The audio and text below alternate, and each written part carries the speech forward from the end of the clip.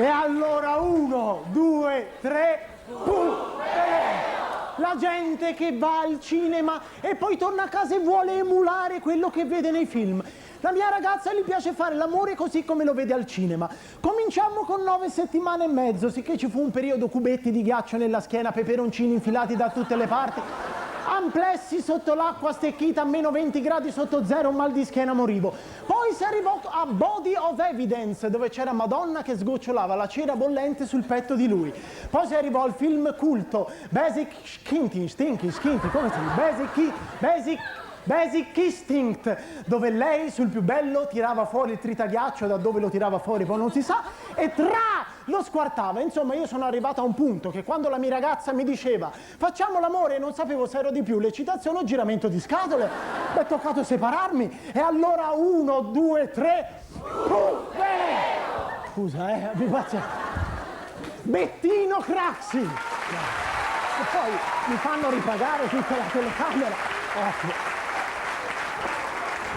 Bettino Craxi, direte voi, Craxi, sempre Craxi, però avete visto, è ancora in testa al frutto amaro, la gente lo odia ancora, lo so che anche i politici della Seconda Repubblica non sono il massimo, ma cosa volete farci voi se io mi sogno ancora Bettino Craxi di notte?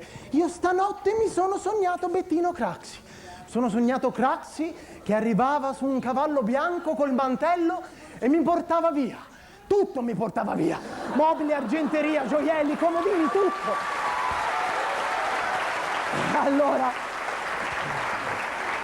E allora 1, 2, 3, ragazzi, le farmacie ora sono empori, sono diventati bazar. Tu entri e ogni oggettino c'è in 2000 marche o modelli. Tutto, anche l'oggetto più semplice, una scatola di supposte, il farmacista entri, gli chiedi le supposte e ti fa prego, scelga. Ma come scelga le supposte? Dici sì, novità della tecnologia, provi queste supposte effervescenti. Io non mi fidavo, ovviamente le ho fatte provare alla mia nonna, povera donna, è andata avanti 2 settimane a camminare così. Ma queste sono cose che capitano, voglio dire. Allora, ho preso le supposte, sono tornato in farmacia e ho detto guardi queste non mi servono, mi dia una cosa efficace. Ah, questa novità dalla Svizzera, supposte sonnifero. Ho detto come le supposte? Sì, però vanno usate con un po' di cautela. In che senso? Agiscono molto rapidamente, agiscono così rapidamente che quando lei si risveglia troverà sempre il dito infilato. Porca. Ho detto, e allora 1, 2, 3, bene. I laboratori di analisi delle acque naturali.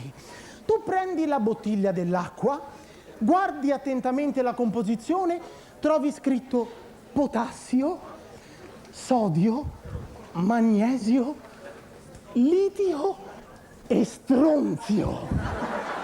C'è lo stronzio. Ora io mi immagino all'interno del gabinetto di analisi arriva il professore capo dell'equipe. Ragazzi, dov'è lo stronzio? Nessuno risponde, ovviamente. Mi vengono poi spontanee 3 domande. La prima, da cosa deriva lo stronzio? Seconda domanda, nella tabella degli elementi chimici ogni elemento ha un suo simbolo. Per lo stronzio cosa c'è? Una cacatina, cosa c'è? Terza domanda, che è una considerazione. Ma se poi di stronzio vai a leggere e nell'acqua c'è lo 0,004 milligrammi, ma cosa mi ce lo scrivi a fare che c'ho evita, no? La bevo più volentieri. Dice, la seguente acqua potrebbe avere effetti lassativi. E ci credo, c'è lo stronzio, o come fa?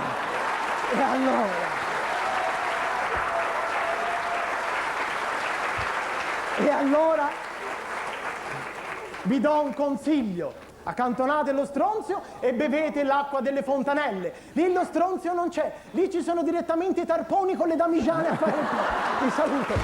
Cristiano Militello.